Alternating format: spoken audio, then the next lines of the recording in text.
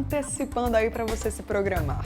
E olha, hoje, 29 de setembro, é celebrado o Dia Mundial do Coração. E a data, claro, traz muitos alertas importantes, principalmente porque as doenças cardiovasculares são a principal causa de mortes em todo o mundo.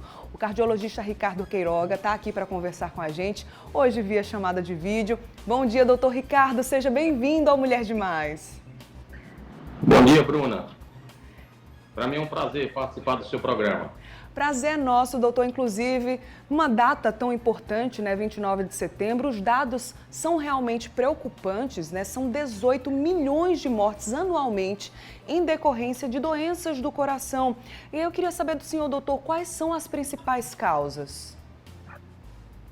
Então, Bruna, isso que você fala é muito importante, né? De fato, as doenças cardiovasculares, elas se apresentam como a principal causa de mortalidade no Ocidente, e essa preocupação ela tem que ser posta, né, sempre que possível, né? Daí a importância, né, de você fazer esses eventos como o Setembro Vermelho, né, para despertar na população o interesse, né, e a busca, né, tanto do diagnóstico como do melhor tratamento.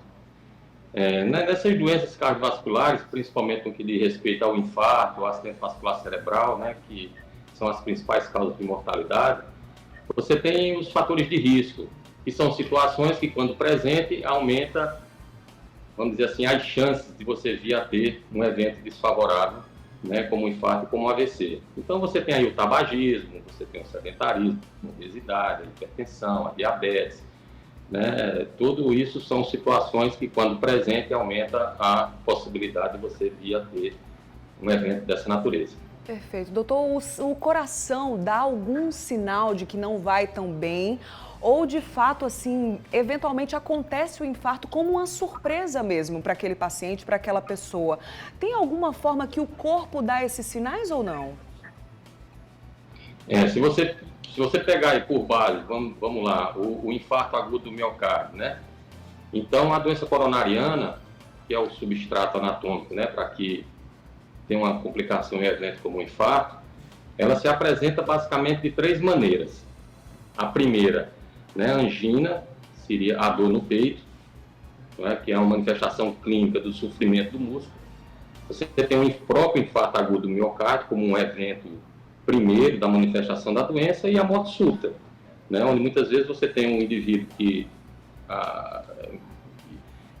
vem a óbito, né? Às vezes a pessoa diz, mas fulano estava bonzinho e morreu. Não, ele não estava bonzinho, ele tinha a doença de maneira subclínica e a manifestação foi a morte súbita.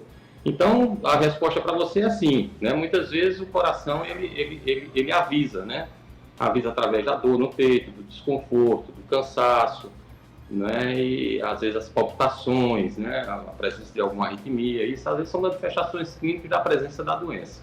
Perfeito, doutor. Os jovens também vêm sendo muito acometidos tanto de doenças do coração como da própria morte em função dessas doenças. Por que no caso dos jovens, muitas vezes esse risco é ainda maior?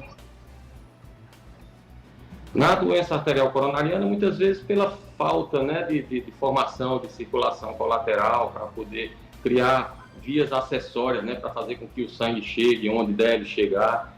Então, essas doenças como o infarto nos jovens, elas são mais devastadoras, né? Associada a isso, você também tem outras patologias, como as doenças hipertróficas do coração, né? A gente tem como exemplo o filho do empresário aí, né, Abel Diniz, que foi muito colocado na mídia, né, portador de uma hipertrofia septal, de uma miocardiopatia hipertrófica, né? E são doenças que às vezes cursam como primeira manifestação a morte súbita. Perfeito. Outro dado muito importante é que 80% das doenças podem ser evitadas. Então, quais são as formas de prevenção, né, doutor? 80% dos casos de morte também. Então, quais são as formas de prevenir que isso aconteça? A gente já escutava, né, dos nossos avós lá, dos nossos antepassados, né, o ditado famoso aí que é melhor prevenir do que remediar.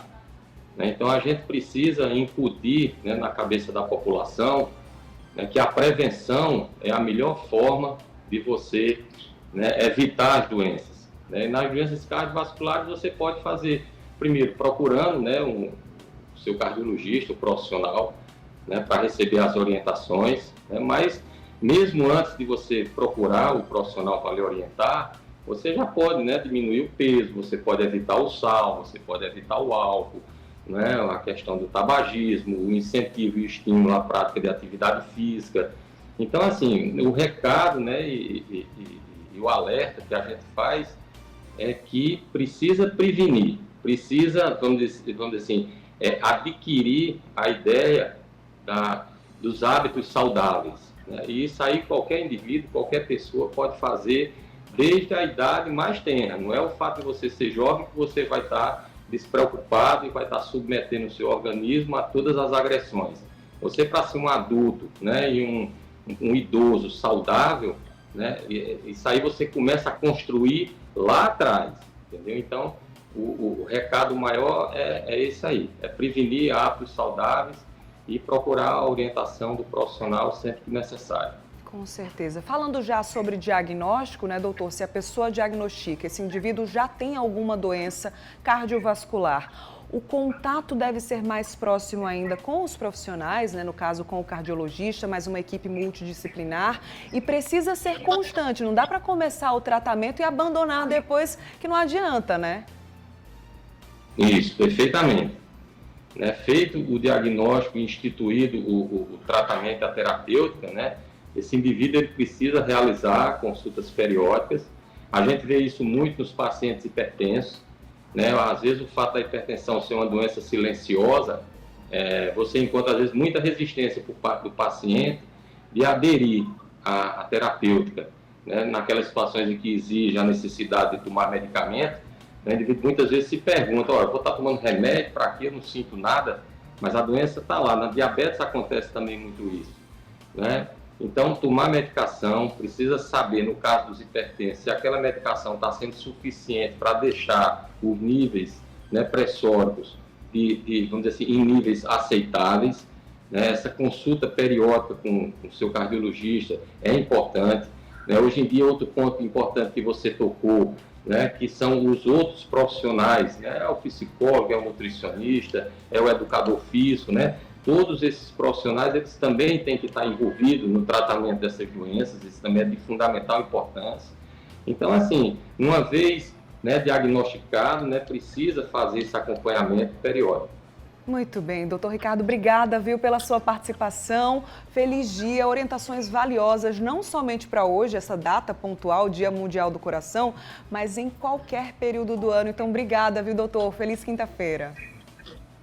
Eu lhe agradeço, Bruno, a participação, tá certo? Dizer a você e parabenizar, né, o seu programa aí por esse alerta à população. E um grande e forte abraço a todos aí, fiquem com Deus. Abraço, até a próxima. Muito obrigada.